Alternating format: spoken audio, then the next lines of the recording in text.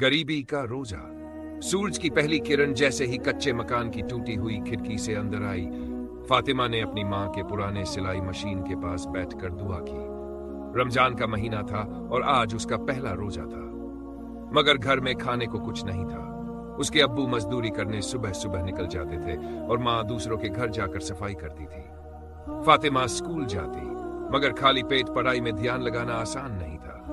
आज सहरी में बस सूखी रोटी का एक टुकड़ा और पानी नसीब हुआ था, मगर उसका इरादा पक्का था, वो रोजा जरूर रखेगी। दिन चढ़ने लगा, सूरज की गर्मी बढ़ती जा रही थी। फातिमा घर के आंगन में बैठी अपने अब्बू के लौटने का इंतजार कर रही थी। अचानक पड़ोस की आपा ने आवाज दी, फातिमा जरा इधर आना।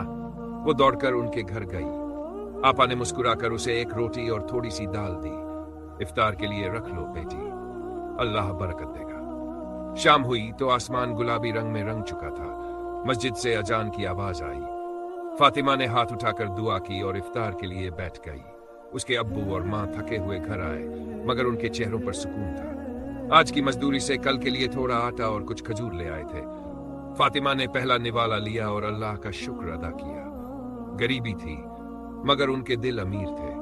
उनका रोजा सिर्फ भूख प्यास का नहीं, बल्कि सब्र और शुक्र का इम्तिहान था, और आज वो इसमें कामयाब हुए थे। इफ्तार के बाद फातिमा ने अपनी मां के साथ मिलकर घर के बर्तन साफ किए। अब्बू चुपचाप बैठकर बाहर गली की ओर देख रहे थे। उनकी आंखों में थकान थी, मगर चेहरे पर सुकून था। रात गहराने लगी तो फातिमा अपनी किताब लेकर कोने में बैठ गई। उसके स्कूल में अगले हफ्ते इम्तिहान थे, मगर भूख और गर्मी में पढ़ाई मुश्किल हो रही थी। मां ने पास आकर उसके सिर पर हाथ फेरा। बिटिया ज्यादा मत पढ़, आंखें थक जाएंगी। अल्लाह मेहनत का फल जरूर देता है, मां ने प्यार से कहा। रात के सन्नाटे में दूर मस्जिद से अजान की आवाज आई। सहरी का वक्त हो चुका था। मां ने एक बार फिर वही सूखी रोटी और पानी रखा, मगर इस बार फातिमा की आंखों में उम्मीद थी।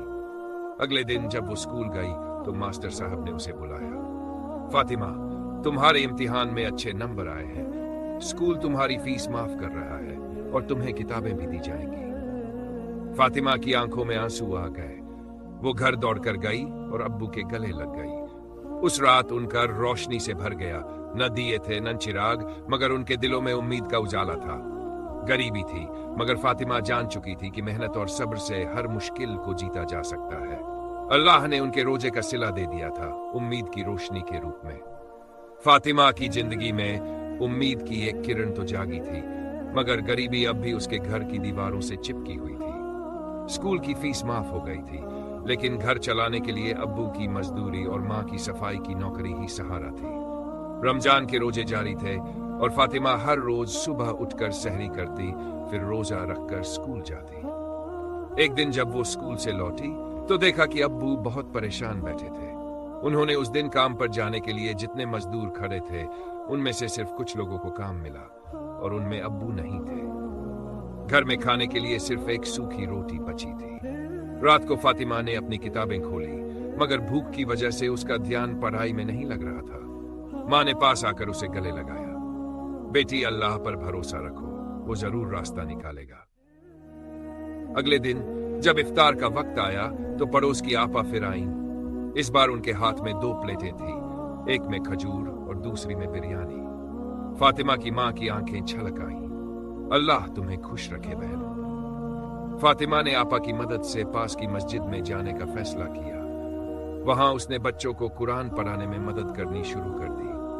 कुछ दिनों बाद मस्जिद के इमाम साहब ने उसे बुलाया और कहा, बेटी, तुम्हारा सब्र और तुम्हारी मेहनत देखकर खुशी होती है। मस्जिद की तरफ से तुम्हारी पढ़ाई का इंतजाम किया जाएगा और तुम्हारे अब्बू के लिए काम का इंतजाम हो गया है। जब फातिमा घर लौटी तो उसके चेहरे पर रोशनी थी। उसने अब्बू को गले लगा लिया और मां ने शुक्राने के नफल अदा किए। उस रात उनका घर फिर उजाले से भर गया। गरीबी अब भी थी, मगर उनके दिलों में अब उम्मीद की दौलत थी। रमजान के आखिरी रोजे पर जब ईद की चांद रात आई तो फातिमा ने आसमान की तरफ देखा और मुस्कुराई। अल्लाह ने उनके सब्र का इनाम दे दिया था। ईद की चांद रात थी, आसमान तारों से सजा हुआ था और गली के बच्चे नए कपड़े पहनकर खुशी से इधर उधर दौड़ रहे थे। मगर फातिमा के घर में अब भी वही सादगी थी। माँ ने पुरानी सिलाई मशीन पर बैठकर फातिमा का पुराना दुपट्टा रफू किया और उसे उसके कपड़ों के साथ रख दिया। अब्बू ने ईद की नमाज के लिए अपना सफेद कुर्ता निकाला जो अब हल्का पीला पड़ चुका था। सुबह जब मस्जिद में ईद की नमाज अदा हुई तो इमाम साहब ने फातिमा के अब्बू को रोक लिया। भाई, मस्जिद के काम के लिए हमें एक भरोसेमंद आदमी की जरूरत है। अगर आप चाहे तो मस्जिद के रखरखाव का काम संभाल सकते हैं। अब्बू की आंखों में उम्मीद की चमक लौट आई। उन्होंने शुक्रिया अदा किया और घर लौट आए। उस दिन ईद के लिए कोई खास पकवान नहीं बना, मगर माँ ने बचा हुआ आटा गूंथ कर सादी रोटियां बनाई और पड़ोस की आपा ने थोड़ा सा मीठा भिजवा दिया। दिन बीतते गए और अब्बू ने मस्जिद में काम शुरू कर दिया। फातिमा ने स्कूल में मेहनत जारी रखी और मदरसे में बच्चों को पढ़ाना भी शुरू कर दिया। धीरे धीरे घर के हालात बेहतर होने लगे। एक दिन फातिमा स्कूल से लौटी तो देखा कि अब्बू के हाथ में एक छोटा सा कपड़े का थैला था।